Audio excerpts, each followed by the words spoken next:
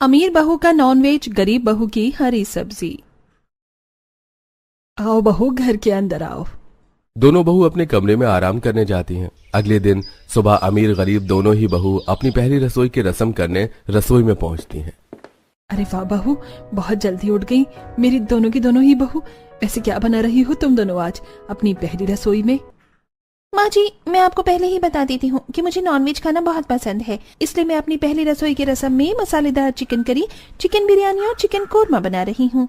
अरे वाह, मेरी अमीर बहू ने तो मेरा दिल खुश कर दिया। अब तुझे क्या ही बताऊं दीप्ति कि तेरे पूरे ससुराल वालों को नॉनवेज खाना बहुत पसंद है। वैसे गुंजन बहू, तुम क्या बना रही हो अपनी पहली रसोई में खाने में? माँ जी, मुझे नॉनवेज खाना बिल्कुल भी पसंद नहीं है और ना ही मुझे नॉनवेज बनाना आता है, इसलिए माँ जी मैं अपनी पहली रसोई के रस्म में मटर मशरूम, कटहल बिरयानी, पुलाव और मीठे में मूंग दाल का हलवा बना रही हूँ। गरीबों का गरीब वाला खाना। खैर मुझे क्या पसंद, तो सबको मेरा नॉनवेज खाना ही आएगा, इस गरीब का थोड़ी ही। अच्छा बहू, अगर तुझे नॉनवेज खाना पसंद नहीं है फिर तो यहाँ पर सब कुछ नॉनवेज नॉनवेज है। तो एक काम करती हूँ, मैं तेरी रसोई ऊपर करवा देती हूँ ताकि तू आराम से उसमें अपनी हरी सब्जियां बना ले। हाँ माँ जी, आप ऐसा करवा दीजिए, ये ठीक रहेगा। अब सुनैना अपनी दोनों ही बहू के लिए एक ऊपर और एक नीचे रसोई बनवा देती हैं।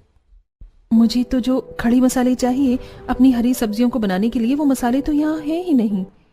देखना, यहाँ पर रखे हैं ये सारे महंगे महंगे मसाले, अपने नॉनवेज डिश में डालूंगी जिससे मेरा नॉनवेज खाना बहुत ही डिलीशियस और लजीज बनेगा। भैया जी, आप मुझे लौंग, काली मिर्च, तेज पत्ता, मोटी इलायची, हरी इलायची, दालचीनी, जीरा, सौंफ, ये सारे खड़े मसाले आप मुझे दे दीजिए। जी रुकिए, मैं अभी लाकर देता हूँ। दुकानदार सभी खड़े मसाले गुंजन के हाथ में देता है और गुंजन उन्हें लेकर अपनी रसोई में आती है और फिर सभी खड़े मसाले को सिलबट्टे पर पीस कर अपनी मटर मशरूम कटहल बिरयानी बनाना शुरू करती है।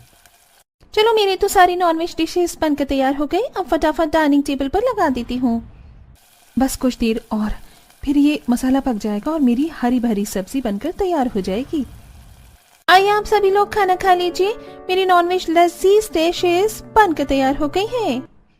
अब जैसे ही सभी लोग दीप्ति के हाथ का बनाया नॉनवेज खाना अपने मुंह में रखते हैं कि तभी सब लोग नॉनवेज को मुंह से उगलते हुए कहते हैं, अरे बहू, ये कैसा नॉनवेज बनाया है, ये तो पूरा कच्चा है और इसका मसाला तो पूरी तरीके से पका ही नहीं है। मैं फालतू में ही इतना खुश हो रही थी कि नॉनवेज खाने को मिलेगा। चिकन लेग पीस खाऊंगी, चिकन कीमा खाऊंगी, चिकन बिरयानी खाऊंगी, लेकिन यहाँ तो एक भी चीज ढंग की नहीं बनी है, सब कुछ कच्चा है और मसाला तो पका ही नहीं है। बहू, तूने तो ऐसा खाना खिलाकर पूरा जी खराब कर दिया हम लोगों का। अरे इन लोगों को तो नॉनवेज खाना बिल्कुल पसंद ही नहीं आया, ये लोग तो भड़क रहे हैं। एक काम करती हूँ, अपनी हरी सब्जी लेकर आती हूँ।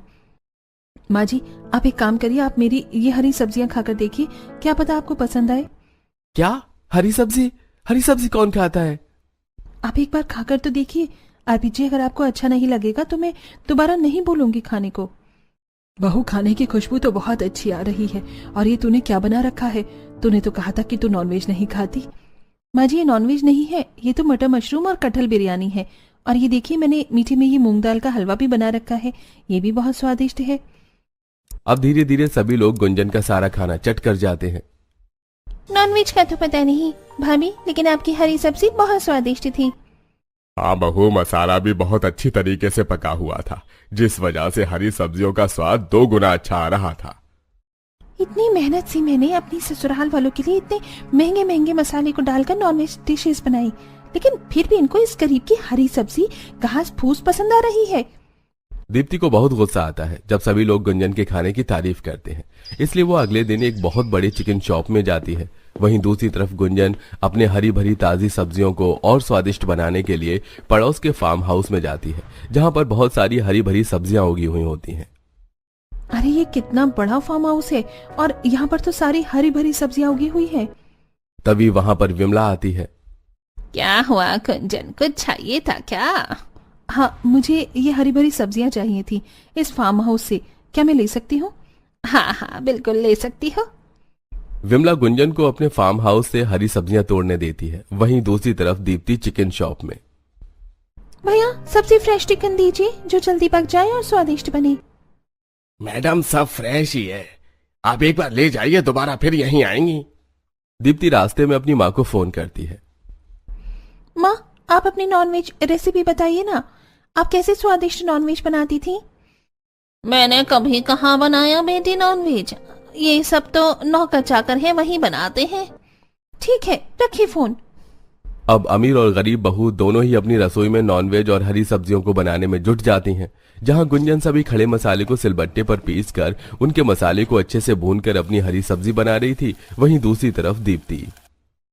चलो 4-5 रेसिपी तो मैंने फोन में देख ली हैं और इंग्रेडिएंट्स भी देख लिए। अब फटाफट चिकन टिक्का, मटन करी, कबाब, चिकन तंदूरी, नॉनवेज बना लेती हूँ। अब देखना, पहले रसोई का खाना तो मेरा किसी को पसंद ही नहीं आया, लेकिन अब पक्का सब उंगली चाटते रह जाएंगे। अब फिर से दीप्ति अपनी नॉनवेज डिशेस को डाइनिंग टेबल पर परोसती है। ओह गॉड दीप्ति, ये कैसा नॉनवेज बनाया है तुमने? इसमें कौन सा मसाला यूज किया है? ये तो पूरा कड़वा लग रहा है और इतना तीखा कि गला जल रहा है इसे खाने में। दीप्ति भाभी, अब आप ये बात मान लो कि आपको नॉनवेज बनाना बिल्कुल भी नहीं आता। तभी दूर खड़ी गुंजन कहती है, माँ जी अगर आप कहें तो मैं अपनी हरी भरी सब्जियां जो मैंने बनाई हैं वो लेकर आऊं।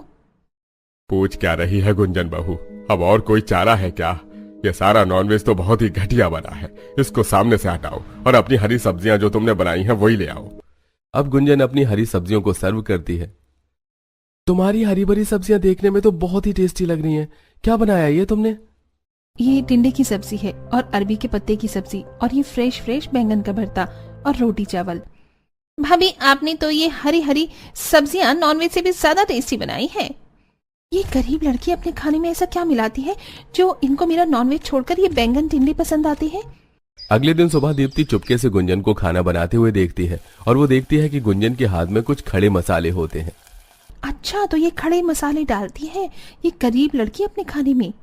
अब पकते हुए मटन में दीप्ति सारे खड़े मसाले को मुट्ठी भरकर डाल देती है और कुछ देर बाद सबको नॉनवेज खाना सर्व करती है। सभी लोग खाने को खाते हैं। थू, हे भगवान, ये कैसा मटन कोरमा चिकन ग्रेवी बनाया है। बहुत सारी काली मिर्च, इलायची, लौंग मुंह में ही आ रही है। ये क्या, वो गरीब लड़की भी तो यही मसाला डालती है। उसकी तो हरी भरी सब्जी इन्हें बहुत पसंद आती है। क्या हुआ माँ जी, ये लीजिए पानी पीजिए। इसके बाद गुंजन अपनी हरी भरी सब्जियों को खिलाकर अपने ससुराल वालों का दिल जीत लेती है। गुंजन बहू, तू ही ठीक है जो सही समय पर आकर हमें अपनी ये हरी सब्जियां खिला देती है, वरना इस नॉनवेज के चक्कर में तो हमें ढंग का खाना ही नसीब ना हो। ऐसे ही कुछ दिन गुजरते हैं। तभी एक दिन दीप्ति अपने कमरे में रो रही होती है। क्या हुआ, तुम रो क्यों रही हो? सब ठीक तो है ना? ज्यादा अनजान मत बनो, तुमने बहुत अच्छे से पता है कि मैं क्यों रो रही हूँ। मैं इतनी मेहनत से नॉनवेज बनाती हूँ लेकिन सबको तुम्हारी हरी भरी सब्जी ही पसंद आती है।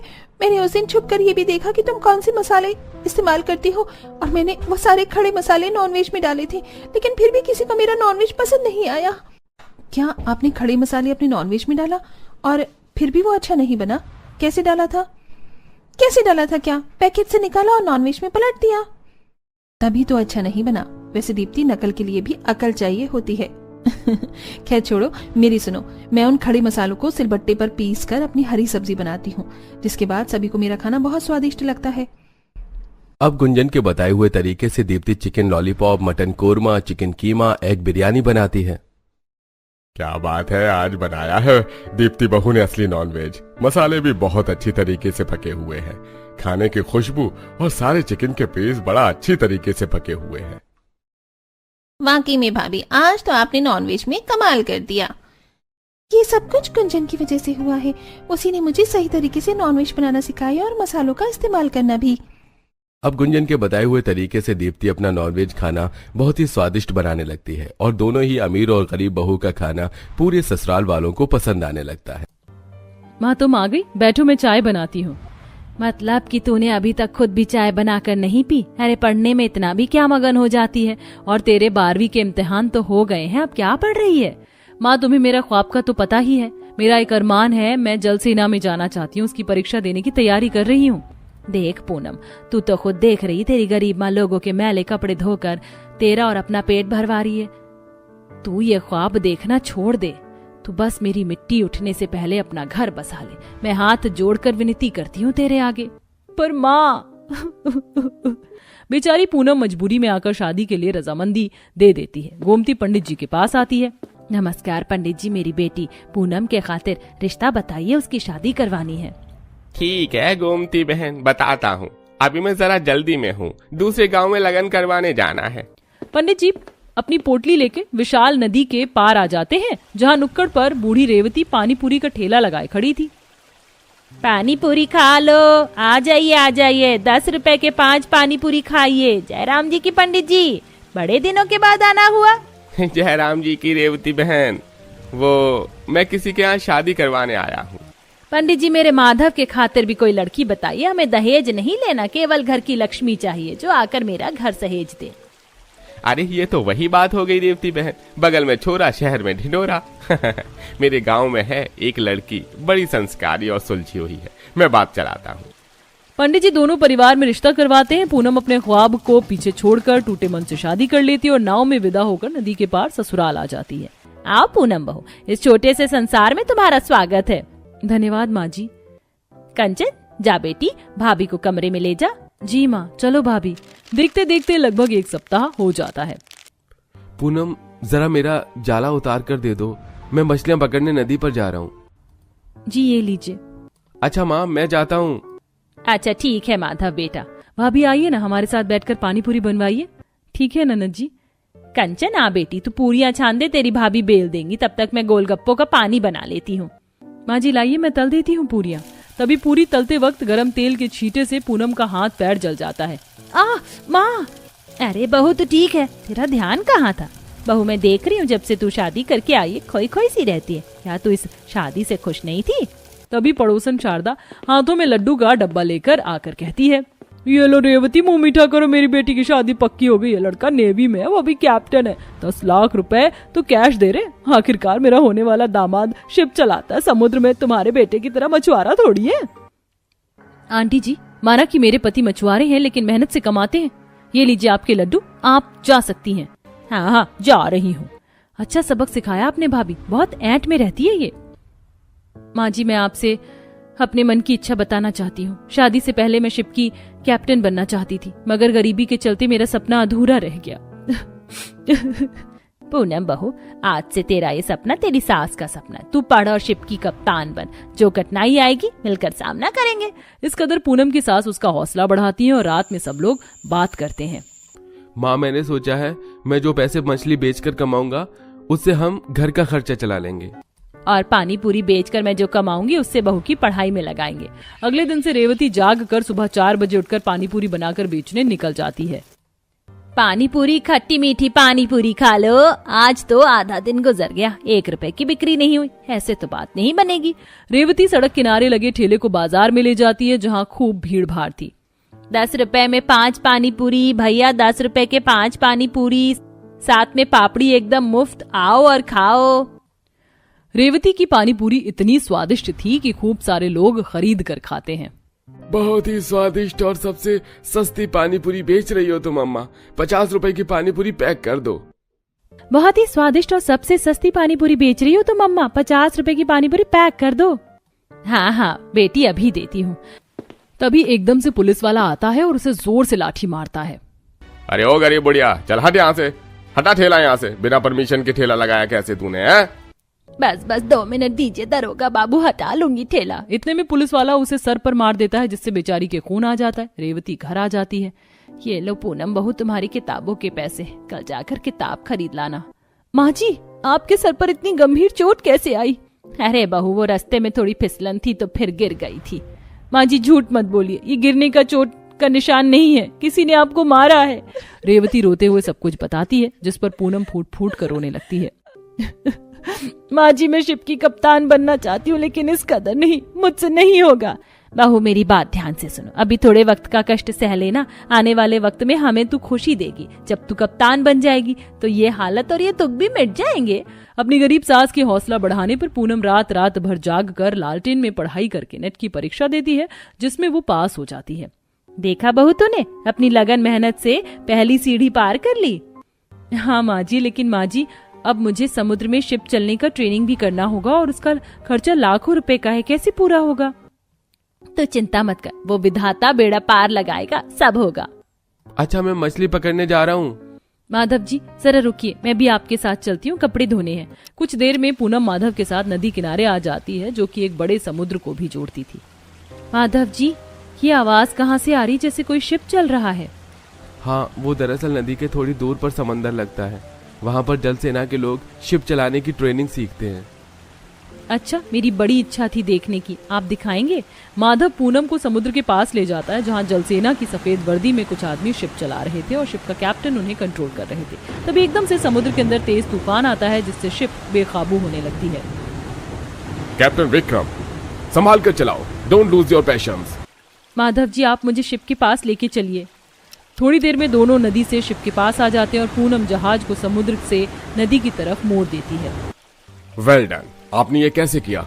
जल सेवा में होकर भी हमारा सेंस काम नहीं कर रहा था। सर, समुद्र के तेज बहाव की तुलना में नदी में कम घर्षण और डुबाव का खतरा कम होता है, इसीलिए मैंने शिप को इधर मोड़ दिया था। मैंने परीक्षा में पढ़ा था। Well done. वैसे आपका नाम क्या है? जी, मेरा नाम पूनम है और मैं भी आपकी तरह शिप की कैप्टन बनना चाहती हूँ सर, लेकिन इतनी हमारी हैसियत नहीं कि लाखों रुपए लगाकर ट्रेनिंग करूँ। तभी दूसरा शिप चालक अंदर से निकल कर आता है। कैप्टन, मौसम विभाग से खबर आई है, अगले कुछ दिनों तक समंदर के हालात खराब रहेंगे, तो अगली अपडेट आने तक हमको यहीं रुकना पड़ेगा। सर, छोटा मुंह बड़ी बात पर जब तक आप गांव में ठहर रहे हैं मुझे शिप चलाना सिखाएंगे? जी बिल्कुल, ये तो हमारा फर्ज है। जलसेना के नेवी सहकर्मी जैसे गरीब पूनम के लिए सुनहरा मौका लेकर आए थे। पूनम जी जान लगाकर कुछ ही दिनों में शिप चलाना सीख लेती है और आखिर इम्तिहान भी पास कर लेती है, जिसके बाद शिप के कैप्टन के रूप में उसका चयन होता है। वेल डन मिसेस पूनम, आपकी काबिलियत को देखकर हम आपको कैप्टन के पद के लिए चुनते हैं। Thank you so much sir, thank you so much, it's means a lot. Poonam आंखों में आंसू लिए अपने घर लौटकर एक खुशखबरी सबको सुनाती है और वो दिन भी आ जाता है जब पूनम सफेद वर्दी पहनती है। उसके कंधों पर सितारे चमचमाते हैं। देखकर डबडबाई आंखों से सांस विदा करती है। जाओ बहू, और दुनिया को बता दो कि एक गरीब पानी पूरी बेचने वाली सास की बहू भी शिप की कैप्टन बन सकती है। माँ जी, ये आपकी तपस्या का फल है जो मैं कैप्टन बन गई हूँ। मैं चलती हूँ। पूनम आशीर्वाद लेकर नौकरी के लिए चली जाती है और कुछ महीनों बाद जब वह लौट कर आती है तो पूरा गांव उसे फूलों की माला पहनाकर स्वागत करते हैं।